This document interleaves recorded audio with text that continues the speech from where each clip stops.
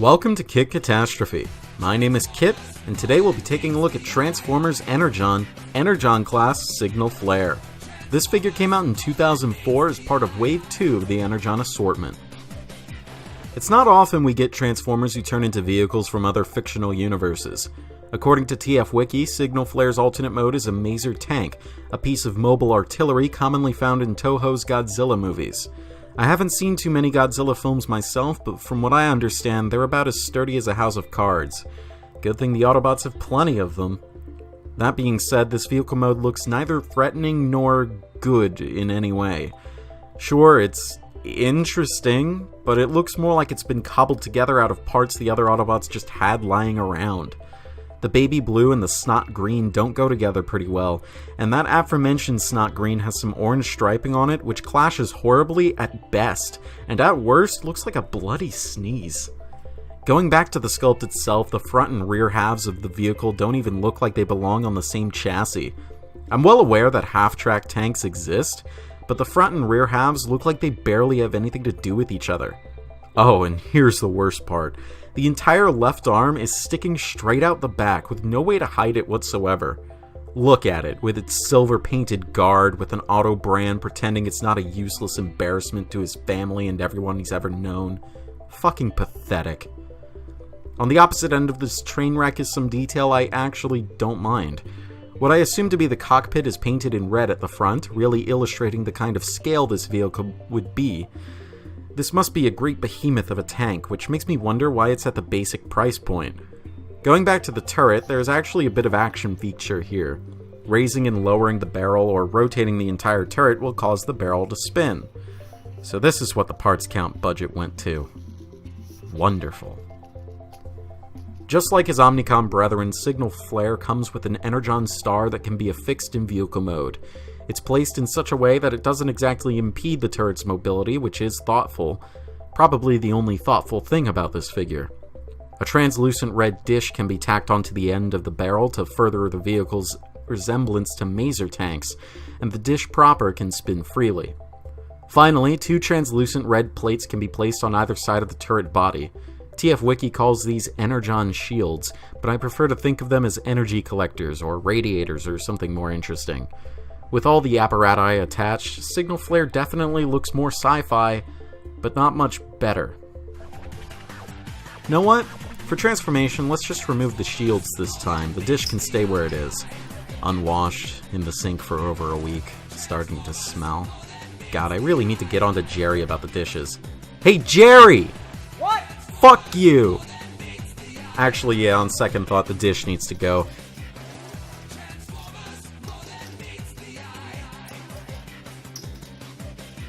Signal Flare's transformation starts out reminiscent of Generation 1 Brawn or Animated Lockdown in that the entire flanks of the alternate mode are made out of the robot mode legs.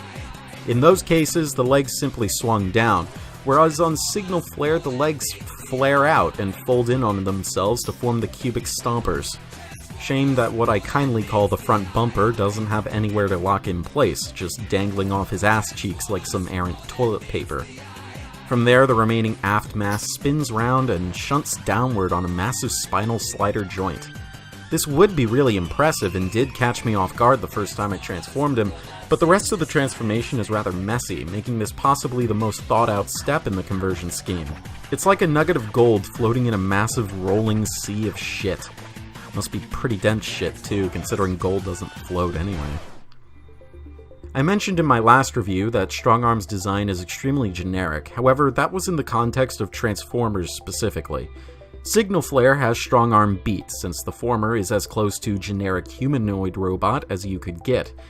Signal Flare looks like a blown-up Minicon, which is fortunate enough since that was the original idea of the Omnicons in the first place, the next step in Minicon evolution. But where Skyblast was a nice homage and Strongarm was just a really inspired design, Signal Flare looks as unfocused and slapdash here as he did in vehicle mode. He gets minor kit brownie points just for being asymmetrical, but ends up looking severely unbalanced. Is that hypocritical to say? I'm sure you know what I mean. The head sculpt really accentuates what I mean by that he looks like a Minicon. Featureless, expressionless, dead-eyed, and lacking in any sense of character, this head sculpt is downright boring and forgettable. Like, sure, it's sculpted well, and it probably took a lot of effort to design, but it's easily the weakest head sculpt out of all 4 Omnicon molds. From the back, he looks just as bad, all cobbled together and messy. Few Transformers can really boast that 100% of their kibble hangs solely off their ass cheeks. Jerry's finally gotten off his fat ass and done the dishes, so it could be placed on the tip of Signal Flare's cannon arm. It looks like it could serve as some giant magnet or tractor beam or what have you. The 2 shields can merge together to form one larger shield, which I usually sling under his arm. The shields and the dish can combine together to form an energy cutter, which looks more like an odometer than anything else. At least the backside of the dish has molded-in saw teeth. Finding some poseability in these Energon basic class figures has usually been a fool's errand, and Signal Flare is no exception. In fact, he's one of the most exemplary cases of this. At the head, there is absolutely nothing, even though there is room for a joint there. It's mostly due to transformation, considering how this assembly has to go in over his head, but that just makes me wonder, because he has a joint here that allows the assembly to swivel around. It's technically a ball joint, but the cut isn't big enough for it to act like one. Why couldn't the joint have been in the head instead? That way, when it came down, you could turn the head. That would have been so much better than what we got. And it just makes me wonder what the designers were thinking. Obviously, I'm not a toy engineer, so I can't say for certain, but it is a valid question, and I think it's some pretty massive oversight on the designer's part. At the right arm, he has the same joints as I showed it off in vehicle mode. It can go out not very far, so he can't T-pose no matter what because of this arm, but it can go all the way around, and the barrel does still spin on its gear. At the other arm, there's a ball joint at the shoulder that goes all the way around, but it is pretty loose.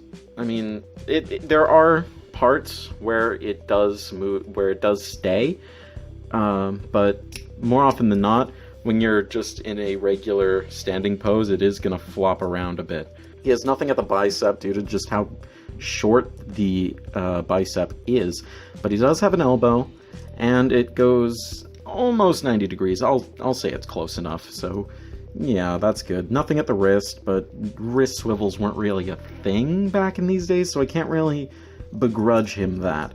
The hips and the legs are where things get a little weird. They do go forward and backward. Well, they just go forward. The ass plates bang into his back if you want to make his legs move backward. So scratch that, I guess. But they do go forward an appreciable bit. They go forward 90 degrees, which is pretty good. They go outwards all the way, and then some due to transformation, considering they have to fold all the way back just to get into vehicle mode.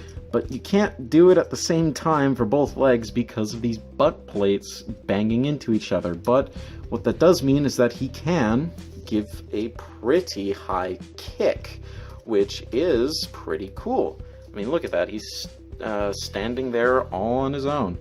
That's pretty impressive for one of these Omnicons. I can't name a single other Omnicon that can do this besides his repaint. At the knee, he has a knee joint, and it's not a very good one. This is a dedicated knee joint because it's not used for transformation or anything else, and it's just so low that he might as well not even have it because it just doesn't do anything.